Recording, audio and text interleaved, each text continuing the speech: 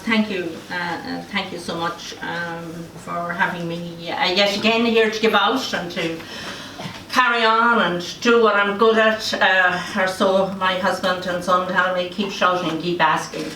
That journey was helped by many people, can I tell you. But today I want to remember the 55,000 people in this country, so I want you to just take a second and think about them. But I also want you to think about the people that started this journey with me. They're not here today. Some of them are no longer with us, and the rest of them cannot be here. And that's important for me to remember them. I want to remember my sick husband at home, because no, I'm not a person with dementia, I'm also a carer. And I want to remember my gorgeous son, I'm like all mothers, who's away in Greece, trying to sort out a bank, I think. So, as you heard, I have Alzheimer's disease. I've been asking for supports and services that I need to live well. Unfortunately, I'm still waiting for these, as I have been since I was diagnosed in 2012, and I'm still struggling with the new challenges that this disease brings each day. And my one is short-term memory, because I cannot remember too much about yesterday. These struggles are often invisible to you, if you knew me. I get told every day, Helen, you look great. My husband says, you know, he meets people downtown and they say to him, oh, Helen, she looks great, or she looks well. And I do look well. But let me tell you a bit about the lipstick and a good haircut. That does not make me invisible to Alzheimer's disease. It does not make me immune to the stress of forgetting or the fear of the future. The lipstick won't make the dinner when I forget how to do it or what ingredients I haven't added. It will not ensure that I don't burn my hands because I've forgotten to put on my oven gloves. The lipstick won't chat to me about my progressing symptoms or help me to organise the house. The lipstick won't give my husband Sean his medication and help him not to fall. I think it would be a lot easier for people to understand the services and supports I need. And if I took off the lipstick, maybe if I got into a sackcloth and a bit of ashes, healthcare professionals might understand I need some help. I need support to live my life. And so do the other 55,000 or probably 100,000 people living with dementia in this country. I would also like to tell you that although I may have memory issues, I have not forgotten everything. I've not forgotten that Ava from the Alzheimer's Society was here with me on that day 6 years ago. And she's still here, so that's great. And I have been speaking publicly. It was the first time that I spoke, that I told this country that I had Alzheimer's disease. And it was a first, because the year before, somebody was here from another country. So I took that brave step when Grace asked me, would I speak? I don't know that there was a lot of consultation at home, but anyway, as usual, I said, of course, yes, I will speak. So I've forgotten the nerves I had speaking publicly about the condition at the time. I've not forgotten the reaction of my husband Sean and my son Martin. They were so proud of me. But it was an emotional day for all of us.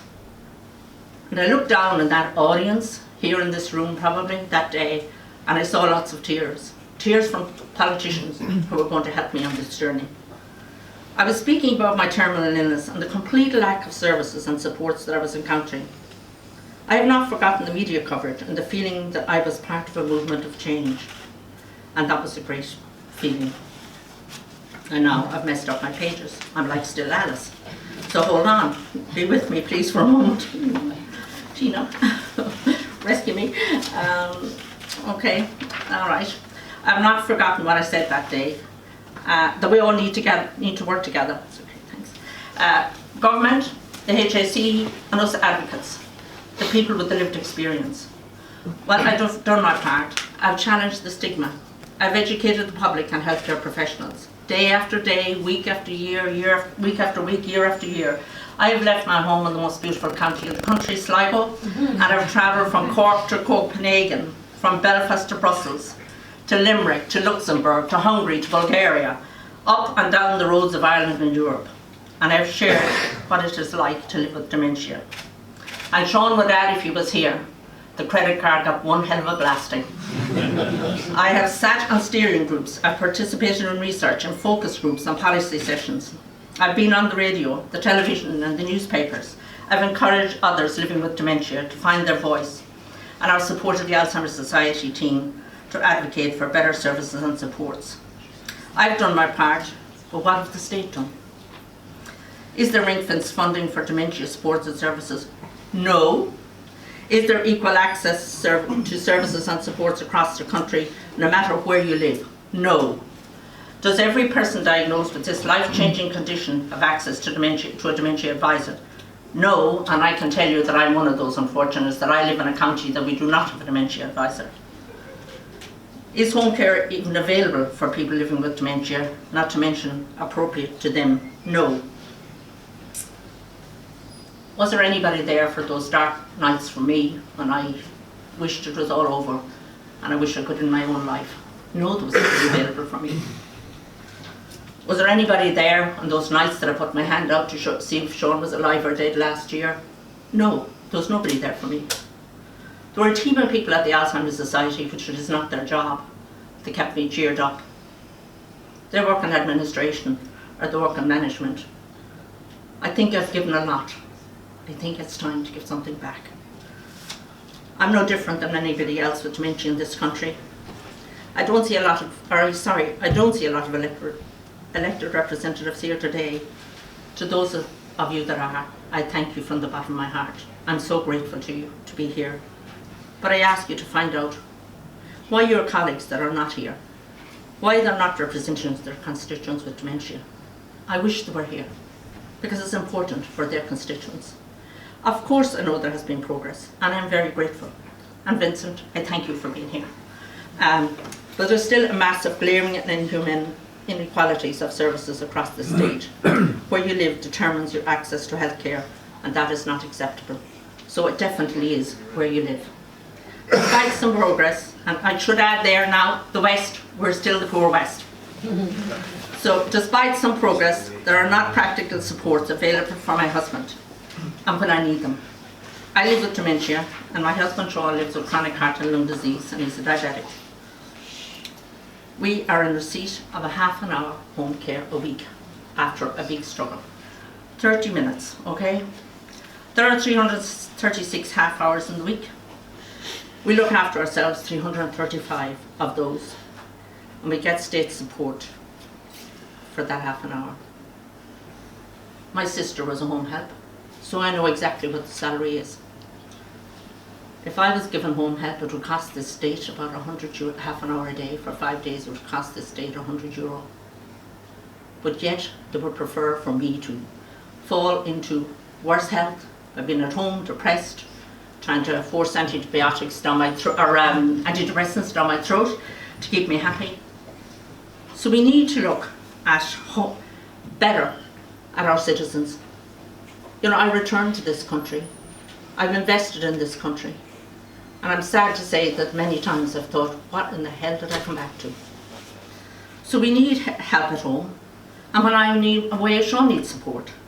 He was offered support with a shower. Now, if a shower was going to solve all our problems, as if it was, I had asked for assistance with cooking and cleaning. That was not possible. I was never really asked what I needed. I spoke to a nurse. I told her that I had early onset Alzheimer's and that I needed support to cook the dinner. I needed support to clean the house. I didn't ask to do it. I said I need support to help me to continue doing what I'm doing, because that is what every good clinician across the world tells you, keep doing what you're doing. But no, I didn't get that. We got a half an hour a week. So the shower, now that appears to be the current HSE definition of health. As long as people in Ireland are clean, we can all sleep well at night. So make sure you get a shower every day. Let's think for a moment about the support we ask for. Similar support to people all over this country. Support to cook a meal, because Sean is losing weight and he has frailty, so he needs a special diet. So I made the first meal for him, and guess what? This lovely cake with lots of seeds and nuts and everything in it, and I forgot the soda. So the cake was in the bin very shortly. I need support to take care of the house, as I said. I broke my wrist recently. Sean fell down the stairs. He fell down 15 steps, and I put my hand out to help him, and he fell on my wrist and broke my wrist. Did I get any help? Hell no, I didn't get any help. Did he get any help? No, he didn't get any help. So, I suppose, what can I say, you know? I hear a lot about keeping well. Everybody tells me about challenging myself. My advocacy work is that. But it is not considered. It's not considered when I look for help. Nor are the needs of carers who need a break and do what brings joy to their life and a bit of relief. Carers and people living with dementia are human beings who deserve a full life and not a half an hour shower. Sean is more than a half an hour shower to me. Sean is someone that I want to see goes out and has a social life, that I can bring him for his couple of hours to the pub at the weekend. But you know what? Those things are not looked at. It's only the damn shower. I'm here today to ask why the government is not funding dementia supports for people throughout Ireland. I'm angry, as you probably detect, but I hope the public is angry too. Because you know what? It's going to be your loved one. It's going to be your mum, your dad, or maybe it's going to be you. So it's important that the government are spending money. You know, they're spending our money. They're spending your taxpayers' money. I constantly tell people, you know what? Your taxpayers' money are going to help me to pay for my nursing home. But I don't need to be in a nursing home. I need to be supported on the ground. So it's important that we keep that in mind. I can tell you it'll cost a lot more money to keep me in a nursing home than it will to give me that half an hour a day for 5 days. So, as a businesswoman, I often ask, where are the economists in the government? Because they sure are short-sighted and there's poor accounting. And that is what is happening here. And I say, enough is enough. 6 years ago, I spoke about the lack of information and diagnosis. It led to fear, depression and loneliness. And believe me, I've been in all those places. A dementia advisor could change all that, but there are only 9 in the country. If you have access to one, it's a postcode lottery. Helen 6 years ago was hopeful. Helen today is angry, frustrated, sad. I believe the Irish state has failed me and my family. I do not believe my human rights have been upheld. And I am in receipt of poor health care. Last year, the former Minister, Justice Minister Nora Owen, stood here and told the Minister for Finance that what Alzheimer Society was asking for was not a lot of money. Nora Owen, who was caring for her husband who lived with dementia, Nora Owen, who knows how government works, said the Alzheimer Society asks were practical, measured and achievable. And yet dementia was not even mentioned in the budget, and it was not mentioned in the HSE service plan. And I want to thank my colleagues here from the Irish Dementia Working Group who are here with us today. And I want to say to all of you how sad and upset and disappointed we were that we couldn't even get 1 cent mentioned in the budget. This is the cancer of the future, folks, whether you like to hear it or not. I hear it every time I leave this country to travel across Europe or wherever. The global research that I'm involved in, it is called the cancer of the future. Now take care of us, and please give us the services by cutting us out of the budget. I mean, it has been really, really distressing. So I'm here today for me and my family, but most importantly, I'm here for people that are affected by dementia all over Ireland. The people who struggle at different stages of the disease. We are doing our best, but we cannot continue this struggle alone. I look around this room and I want you to know that we're in this together. We are all in this together. There is no them or us or you or me. Today I'm a person living with dementia, and tomorrow that could be you. Irish society and its public representatives cannot shy away from this issue. People living with dementia and their carers are all of us. They are the people who are still asking, still waiting and still struggling. People getting up to care numerous times a night for a person with dementia. People desperate for support. People who want to be seen as a human beings with the right healthcare, the right to healthcare. I sometimes get told that I'm not a usual person with dementia. Well, if Sean was here today, he'd probably tell you that I was never a usual person. I'm sure if Deputy McSherry and Scanlon are here and McLaughlin, they probably could tell you the same thing. I was never that usual. Maybe I think, gosh, Helen is not like my mum or my dad or my granny. I have all the same struggles. I don't remember a lot about yesterday. But I get up every day and I put on the lipstick and I have to face the challenge. My disease will progress, and it is. I will become one of those people. There's no cure. I'm scared about the future just like everybody else. Not just because of the illness, but because of the lack of supports. The government cannot cure dementia, but they can ensure the journey is more dignified and comfortable, that my family and I are supported. I am blessed and grateful with my clinicians, the best clinicians I can have in the west of Ireland, and I'm grateful for their support. But you know what? They tell me over and over, there's very little they can do. We judge our society how it supports its most vulnerable. Those of us living with dementia are vulnerable. Our families are vulnerable, and yet we are forgotten. I'm asking our government to fund dementia supports, to care for its vulnerable citizens. Before I close, I want to thank the staff of the Alzheimer Society of Ireland, who have encouraged and walked with me every step of the way. I know, ladies and gentlemen, I have driven you demented. And I want to use the word, because I never stop asking, and I never stop waiting, and I will continue to struggle.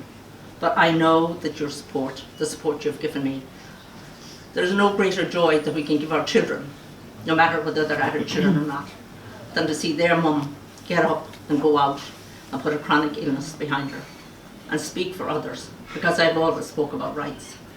And today I'm here because of the rights of all of us. And I'm pleased begging all our politicians, and I'm so grateful for you being here, to go back to the government and ensure that we are. They're your constituents, as I am. Please ensure that we are in the budget. I would like to close by quoting Joel A. Barker. A vision without action is merely a dream. Action without vision just passes the time. Vision with action can change the world.